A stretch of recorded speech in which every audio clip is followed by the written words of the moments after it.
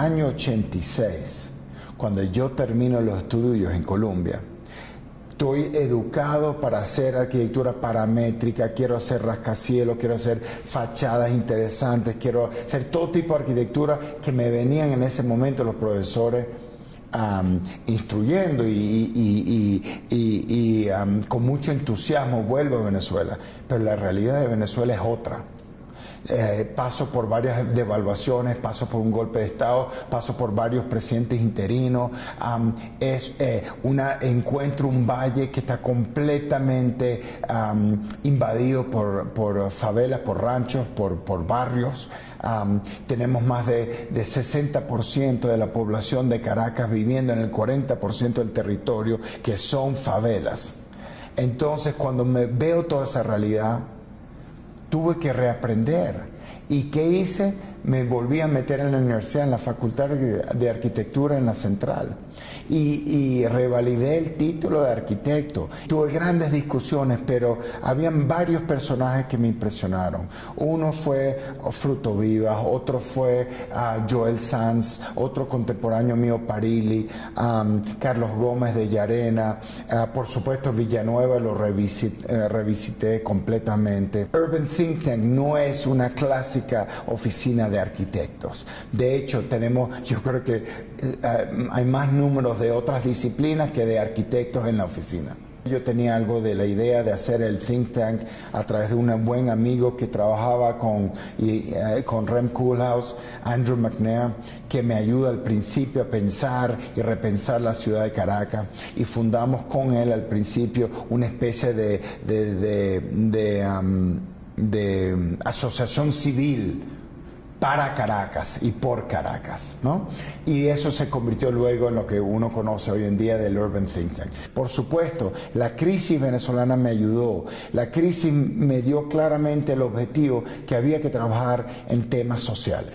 Me di cuenta que el futuro de la arquitectura moderna, de la experimentación, pudiera ser en los barrios, porque los barrios eran zonas blancas de la ciudad, eran zonas que no tenían registro, catastro, eran zonas que no tenían zonificación. O sea que si lograbas intervenir en un barrio, podías hacer lo que te diera la gana. O sea que, y además muy interesante que los barrios, la morfología de los barrios es uniforme. Y sin embargo son construidos, autoconstruidos, y son construidos sin ningún tipo de zonificación, sino por aproximación y diálogo entre la misma comunidad. El problema nuestro de Latinoamérica y el problema de Caracas, y probablemente un problema genérico, es que todavía estamos pensando en el arquitecto formado master builder, el que signatura, el que hace la forma, y que la luz y el sol y el shadow y la estética es lo que mueve la arquitectura. Yo no digo que la estética es importante, pero lo social es igualmente importante en la arquitectura de vanguardia, como Le Corbusier, Alvar Aalto, y las listas muy grandes, los grandes proponentes del modernismo. Ellos todos trabajaron en el encuentro entre una estética que se encontraba con un contexto social muy fuerte. En la obra de arte se sitúa en el encuentro entre una estética o una formulación estética, una búsqueda estética, cuando se encuentra con una formulación y una búsqueda ética o social, y es el encuentro y el discurso de esas dos cosas que forman las obras que tú tanto conoces, como la Maison Dominó, como las obras de Alvar Aalto más importantes, el United Pensions Fund para las pensiones en Finlandia, o obras de los constructivistas rusos. Había un elemento utópico social.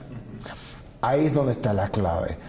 Los arquitectos venezolanos todavía están engranados en lo que llamo yo late modernism, un modernismo tardío. Ese modernismo tardío solamente se resignó a la forma, a la repetición del international style, a una morfología, a una tipología moderna, a una estética moderna que se proliferó por toda Sudamérica y se volvió banal.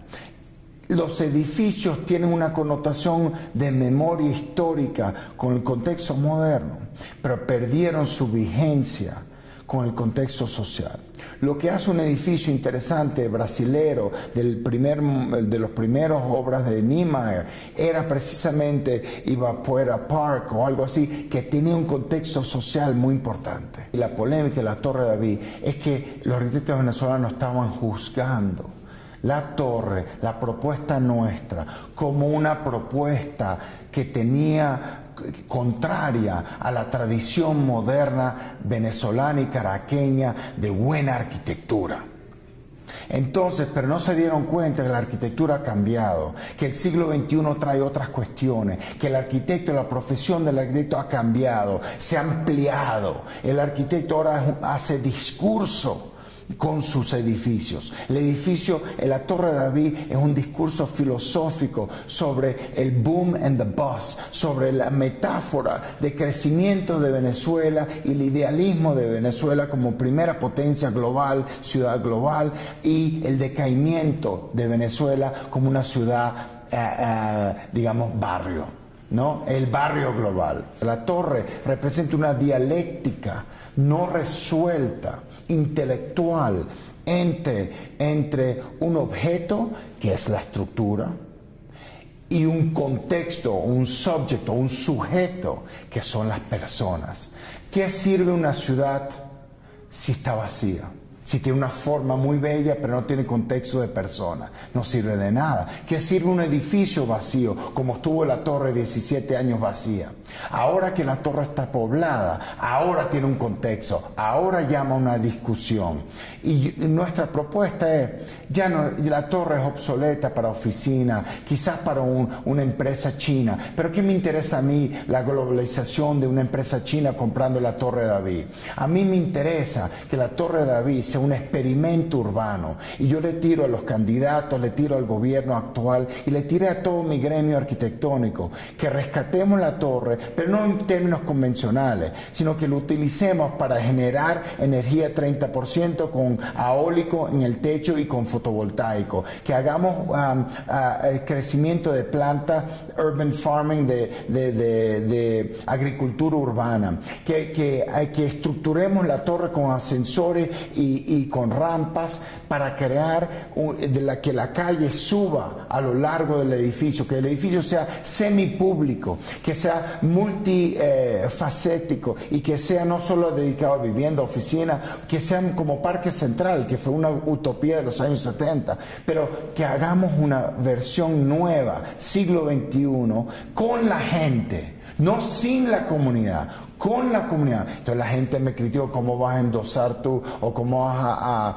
a proponer que los que invadieron y ocuparon la torre se queden con la torre? Yo lo que les dije: está bien, si tienes una solución mejor, ¿dónde los vas a albergar? ¿Los vas a sacar de la ciudad 2 horas fuera de la ciudad? ¿Vas a hacer vivienda social? El gobierno no ha podido ni siquiera implementar un plan de vivienda social con suficiente contundencia.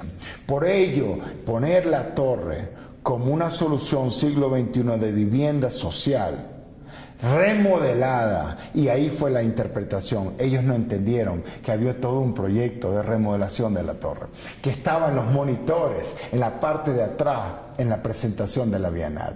Pero a nosotros no nos pareció importante poner al arquitecto delante. Nos pareció importante poner la polémica, el discurso y crear lo que llamamos nosotros la nueva postura de Urban Think Tank, digamos lo que estamos trabajando hace años, es el arquitecto gestionador de políticas. Y precisamente la ciudad es política congelada. Y el arquitecto tiene que ser el activista que suelta ese valor que está ahorita congelado. El arquitecto ya no va a ser un arquitecto constructor de nuevos monumentos y íconos. Quizás el arquitecto va a ser un regenerador de tejido urbano, va a ser un arquitecto que va a ser más bien un productor de ciudad, que va a juntar las distintas partes, las políticas de arriba con las políticas de abajo. El arquitecto va a funcionar mucho más como un empresario urbano, o va a ser una especie de emprendedor, activista urbano, y que el arquitecto arquitecto tiene muchas capacidades para traer los distintos activistas a la mesa y negociar la ciudad. Y quizás el último punto más importante es que quizás mis colegas venezolanos no entendieron que en Venezuela o Caracas es una ruina moderna. Y la forma de rescatar Caracas no es construir nuevo, sino es rehabilitar lo que ya existe, construir la ciudad nueva encima de la ciudad vieja.